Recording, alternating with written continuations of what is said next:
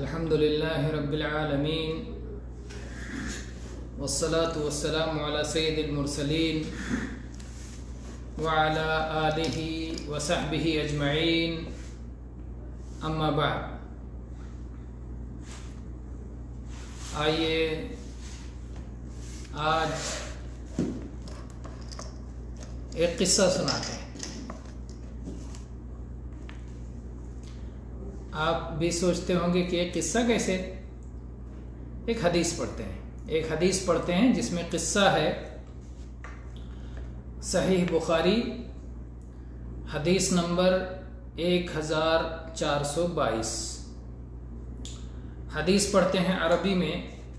وعن ابی یزید معن ابن یزید ابن الاخنس رضی اللہ تعالی عنہم وهو وأبوه وجده صحابيون قال كان أبي يزيد أخرج دنانير يتصدق بها فوضعها عند رجل في المسجد فجئت فأخذتها فأتيته بها فقال والله ما إياك أردت فخاصمته إلى رسول الله صلى الله عليه وسلم فقال لك ما نويت يا يزيد ولك ما أخذت يا معن.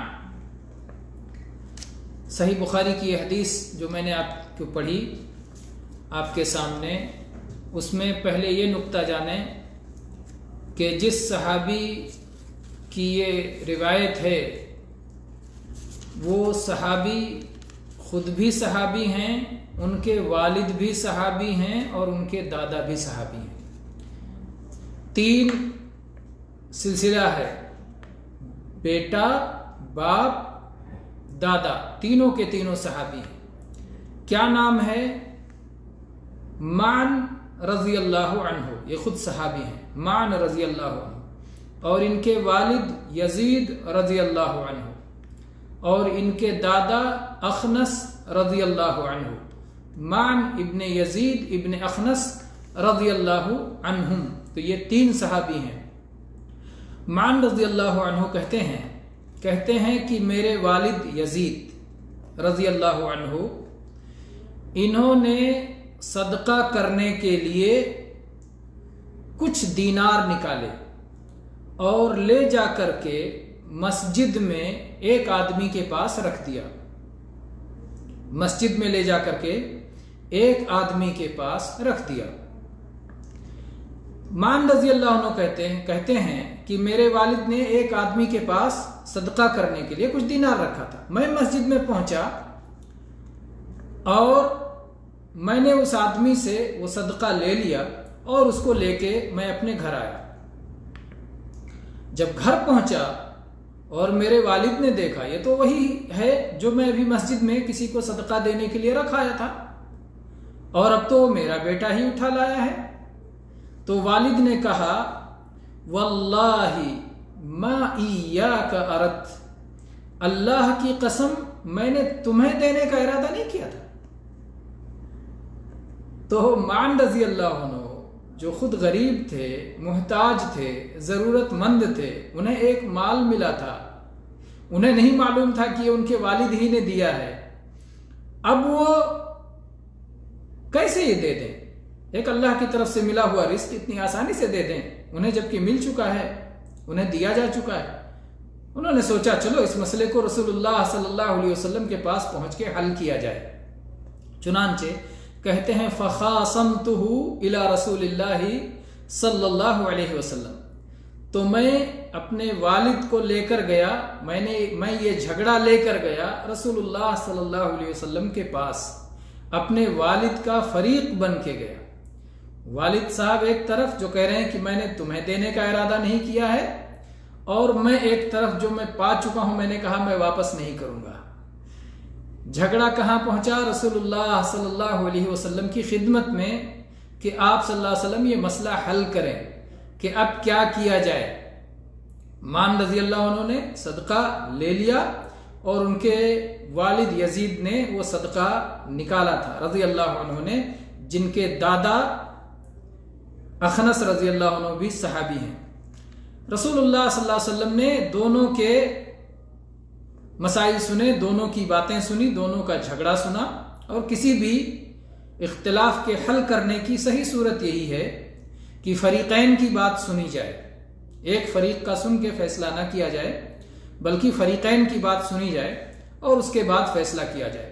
रसूलुल्लाह सल्लल्लाहु अलैहि वसल्लम ने मान रजी अल्लाह अन्हु की बात भी सुनी, यजीद रजी अल्लाह अन्हु की बात भी सुनी, और उसके बाद अल्लाह के नबी सल्लल्लाहु अलैहि वसल्लम ने कहा, लका मा नवैता या यजीद, ऐ यजीद तुमने जो नीयत की, तुम्हारी नीयत तुम्हें मिल गई।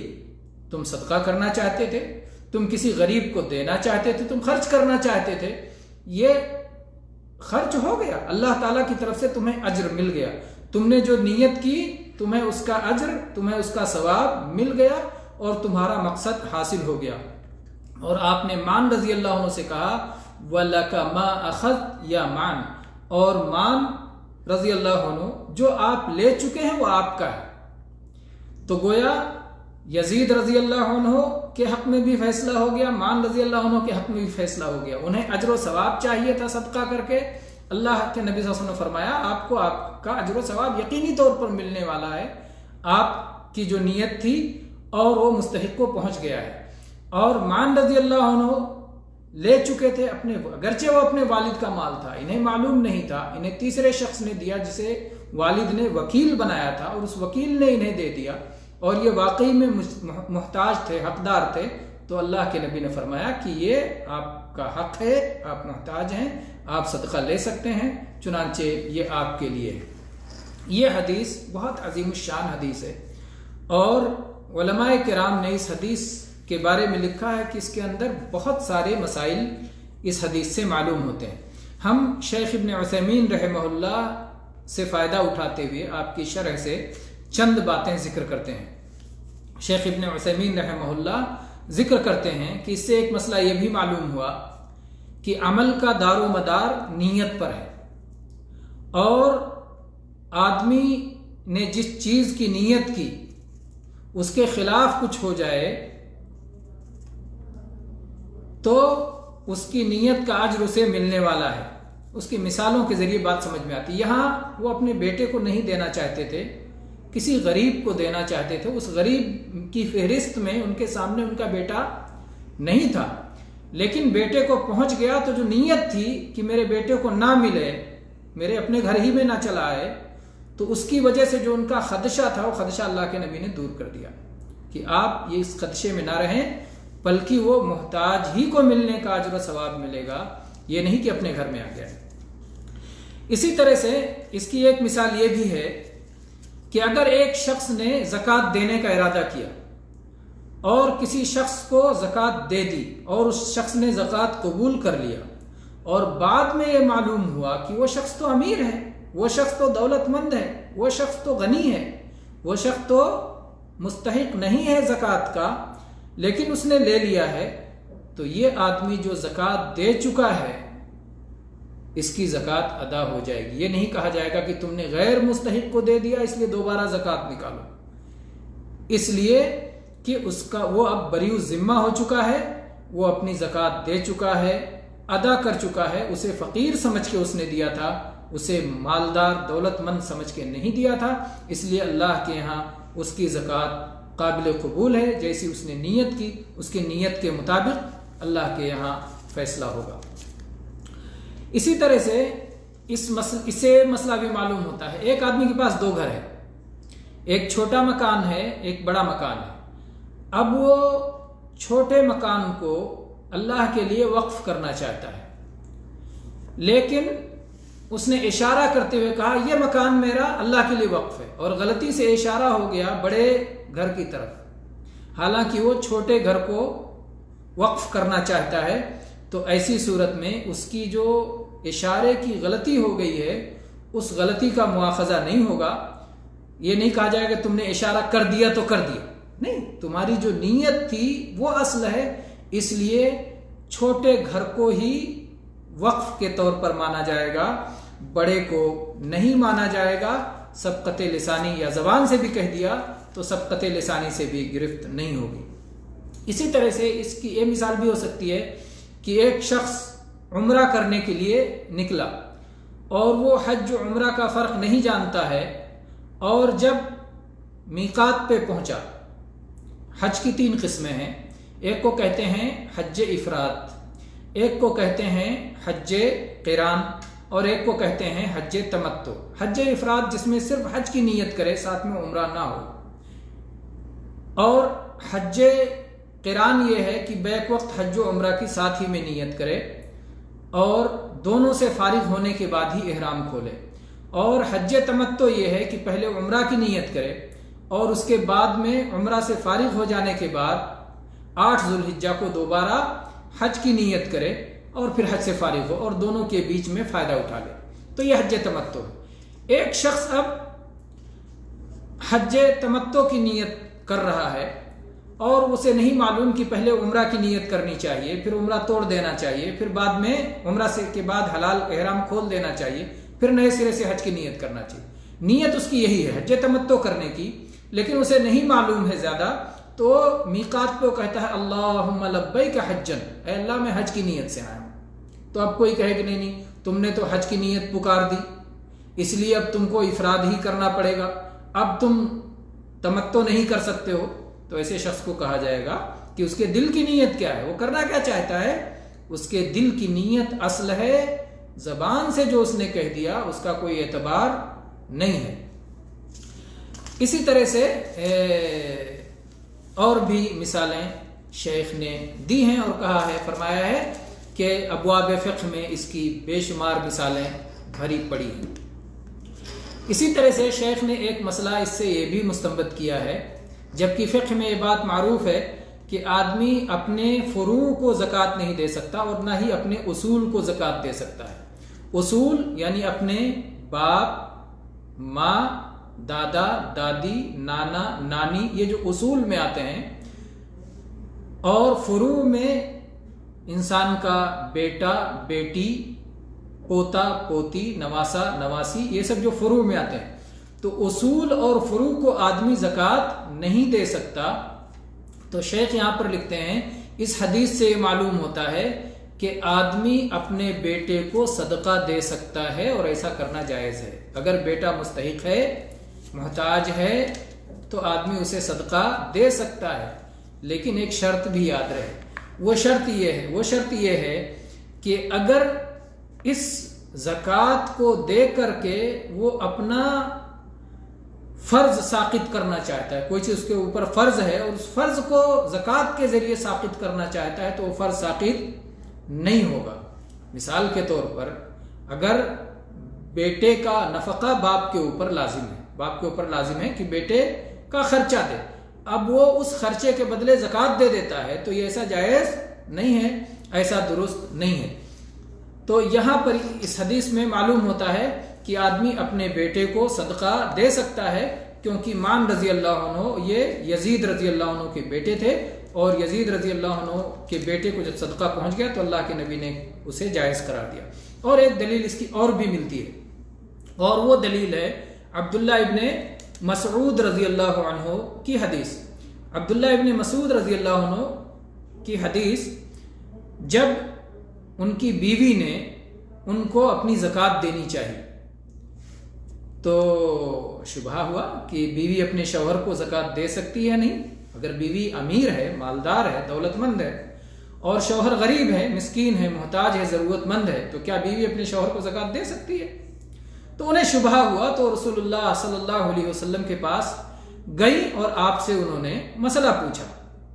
تو رسول اللہ صلی اللہ علیہ وسلم نے جو الفاظ ارشاد فرمائے، آپ نے کہا زوجکی وولدکی احق من تصدقتی علیہ، تمہارا شوہر اور تمہاری اولاد سب سے زیادہ حق رکھتے ہیں ان لوگوں میں سے جن پر تم صدقہ کرنا چاہتی ہو، جن پر تم صدقہ کر سکتی ہو، تو یہ سب سے قریبی ہیں اور یہ سب سے زیادہ اس کے حقدار ہیں۔ تو اس لیے اللہ کے نبی صلی اللہ علیہ وسلم نے انہیں منع کرنے کے بجائے انہیں اس پر آمادہ کیا اور اس کو زیادہ حقدار بتایا، تو اس سے معلوم ہوتا ہے کہ اولاد کو صدقہ اور زکوٰۃ دیا جا سکتا ہے، بس یہی شرط یاد رہے کہ اس سے مقصود اپنے واجب کو ختم کرنا نہ ہو۔ یعنی اگر آپ کے پاس زکوٰۃ ہے اور آپ اپنے بیٹے کو زکوٰۃ اس لیے دینا چاہتے ہیں تاکہ وہ آپ سے نان نفقہ کا مطالبہ نہ کرے، تو یہ نان نفقہ کا مطالبہ نہیں ختم ہوگا۔ لیکن اگر کبھی ایسی صورتحال ہے کہ بیٹے کے اوپر قرض ہے، باپ بیٹے الگ ہو چکے ہیں، بیٹا بڑا ہے، کماتا ہے، اور وہ مقروض ہو گیا ہے، اور ایسا مقروض قرض ہے جو کہ وہ نان نفقے کے ضمن میں نہیں آتا ہے، حادثہ ہو گیا، ایکسیڈنٹ ہو گیا، اس کی وجہ سے بہت بڑا قرض اس کے اوپر آ گیا، تو اس جرمانے کی بھرپائی کے لیے، اس قرض کی بھرپائی کے لیے، اس مصیبت میں باپ زکوٰۃ سے بھی اس کی مدد کر سکتا ہے۔ ایسا کرنے میں حرج نہیں ہے۔ یہ کون لکھ رہے ہیں؟ میں نہیں کہہ رہا ہوں، یہ شیخ ابن عثیمین رحمہ اللہ فرما رہے ہیں، جو فقیہ عصر تھے اور اس زمانے میں مملکت سعودی عرب میں بہت بڑے فقیہ تھے، فقہ کے عالم تھے۔ شیخ ابن باز رحمہ اللہ کے بعد انہی کا درجہ اور مقام تھا۔ تو وہ فرما رہے ہیں کہ ایسی صورت میں باپ اپنے بیٹے کو زکوٰۃ کی رقم سے مدد کر سکتا ہے، دے سکتا ہے، بس یہی شرط ہے کہ وہ اس کی وجہ سے اپنے واجب کو ساقط کرنا نہ چاہے، کیونکہ والد کے ذمے بچے کا نان و نفقہ ہمیشہ ہوتا ہے۔ یہ انفاق مقصود نہیں ہے، بلکہ اسے بری الذمہ، اس حادثے کے وقت ان حالات سے بری الذمہ کرنا اگر مقصود ہے تو ایسا کرنا جائز ہے۔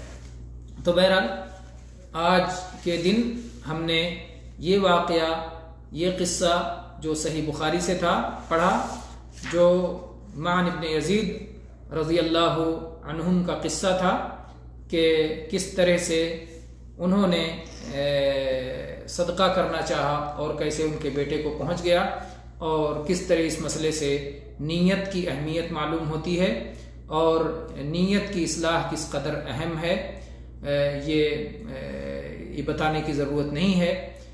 انما الاعمال بالنیات کی حدیث کو علماء نے نصف دین قرار دیا ہے، کیونکہ ہمارے عمل میں دو چیزیں ہوتی ہیں، ایک ہے عمل کا ظاہر اور ایک ہے عمل کا باطن۔ عمل کا باطن پرکھنے کا پیمانہ یہ حدیث ہے، انما الاعمال بالنیات۔ اگر نیت درست ہے تو عمل بھی درست ہے، اللہ کے ہاں قابل قبول ہے۔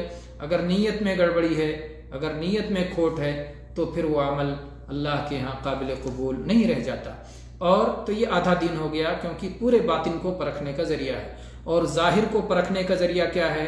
ظاہر کو پرکھنے کا ذریعہ ہے نبی کریم صلی اللہ علیہ وسلم کی وہ حدیث، من احدث فی امرنا ھذا ما لیس منہ فہو رد۔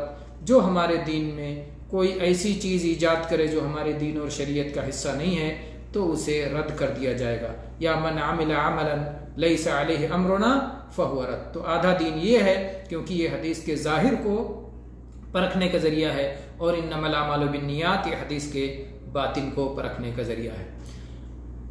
تو آج کا درس اللہ کے فضل و کرم سے اس طرح تمام ہوا۔ اگر کسی بھائی کے ذہن میں، جو لوگ براہ راست اس درس کو سن رہے ہیں، اگر کوئی سوال وغیرہ ذہن میں ہو تو لکھ سکتے ہیں، پوچھ سکتے ہیں، انشاءاللہ جواب کی کوشش کی جائے گی۔ آپ کیا کہنا چاہ رہے ہیں سمجھ میں نہیں آیا؟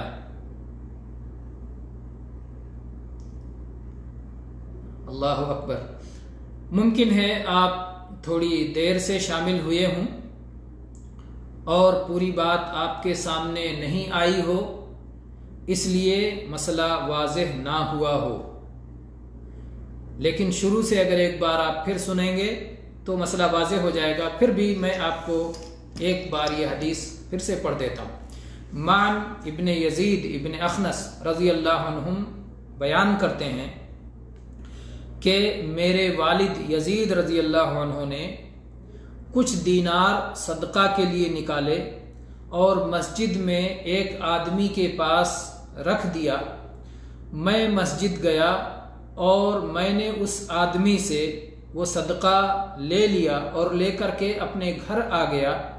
جب میرے والد نے دیکھا تو کہا اللہ کی قسم میں نے یہ صدقہ تمہیں دینا نہیں چاہا تھا۔ تو انہوں نے کہا کہ چلیے رسول اللہ صلی اللہ علیہ وسلم کے پاس چل کے اس کا فیصلہ کروا لیتے ہیں۔ ان کا جھگڑا لے کر کے رسول اللہ صلی اللہ علیہ وسلم کے پاس گئے۔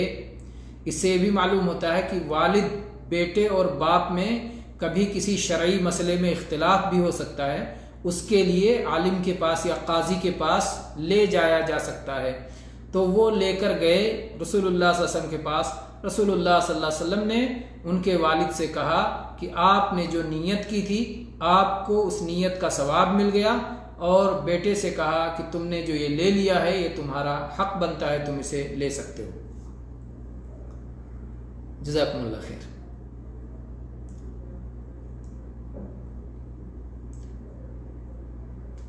اللہ تبارک و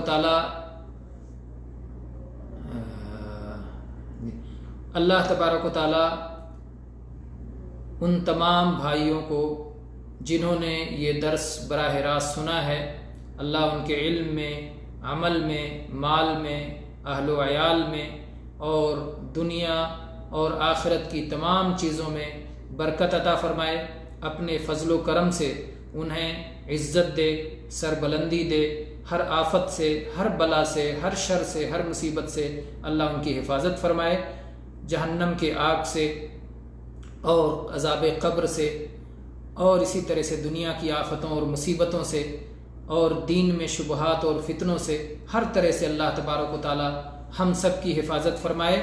اور ایسے ہی مال میں، اہل و عیال میں جو دنیاوی مصیبتیں، جو دشمنوں کی طرف سے حسد، نظر بد، آسیب، جس طرح کے فتنے، جس طرح کے مسائل اور مشکلات آتی ہیں، اللہ تبارک و تعالی ہر طرح کی مصیبت سے ہم سب کی حفاظت فرمائے، آپ سب کی حفاظت فرمائے، اور ہر طرح کی نعمتوں سے، اچھائیوں سے، بھلائیوں سے، فضل و کرم سے اللہ تبارک و تعالی آپ سب کو مالا مال فرمائے اور آپ کو اپنے کرم سے نوازتا رہے۔ میں ایک بار اور دیکھ لوں اگر کوئی چیز ہو جو کسی بھائی نے لکھا ہے، کیونکہ ڈاکٹر ذاکر نائک تو کھلا وروध کرتے ہیں۔ کس چیز کا؟ مارکیٹ والوں کا سپورٹ کرنا چاہیے، کیا چیز ہے یہ؟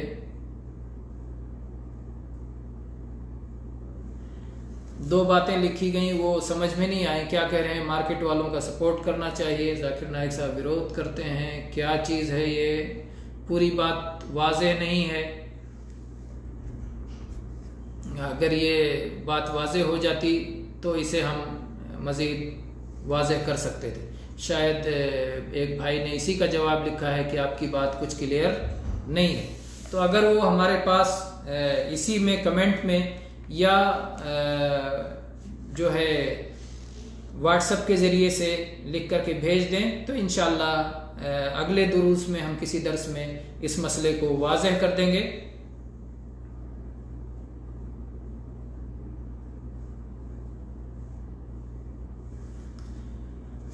اس طرح کے دروس میں مجھے توقع ہے کہ آپ آئندہ بھی شرکت کرتے رہیں گے، آپ سب، اور نہ صرف خود شریک ہوں گے بلکہ اس کو زیادہ سے زیادہ شیئر کریں گے تاکہ دوسرے لوگوں تک بھی یہ حق کا اور خیر کا پیغام پہنچے اور یہ صحیح علم پہنچے دوسروں تک بھی، جس سے سب کو فائدہ ہو۔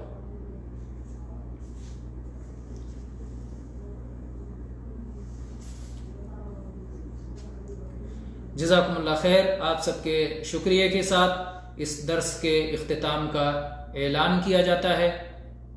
والحمد للہ رب العالمین وصلی اللہ علی نبینا وسلم۔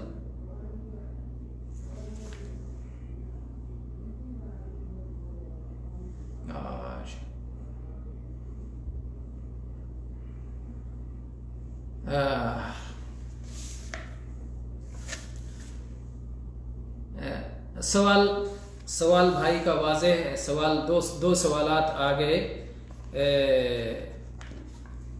اور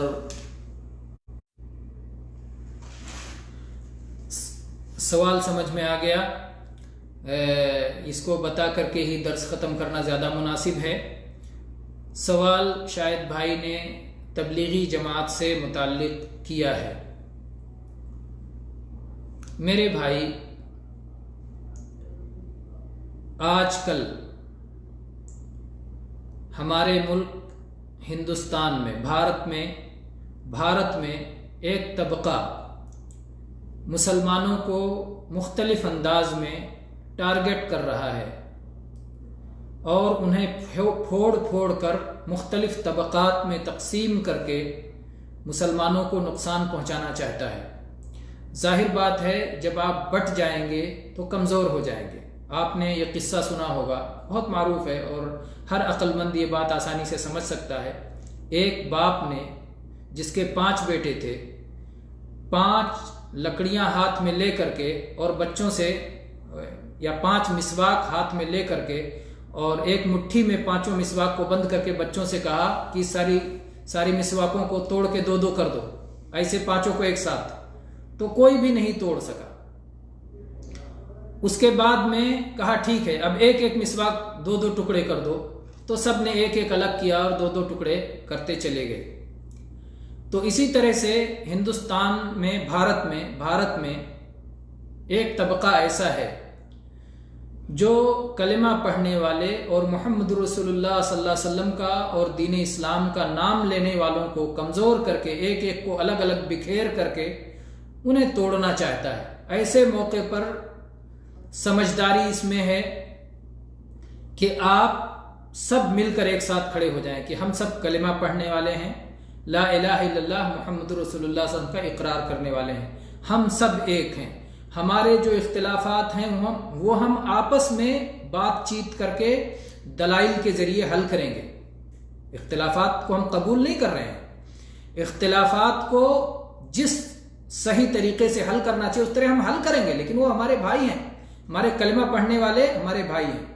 تو ہم اپنے کلمہ پڑھنے والوں کے درمیان جو ہمارے اختلافات ہیں، ہم انہیں دلائل کی روشنی میں حل کریں گے، لیکن اس کی وجہ سے ہم کسی غیر کو موقع نہیں دیں گے کہ وہ ہم کو الگ الگ کر کے، جیسے کہ 5 بھائیوں نے 5 مسواک کو ایک ساتھ نہ توڑ سکے لیکن الگ الگ کر کے ٹکڑے کر دیے، تو اس طرح ہم ٹکڑے کرنے کی اجازت نہیں دے سکتے۔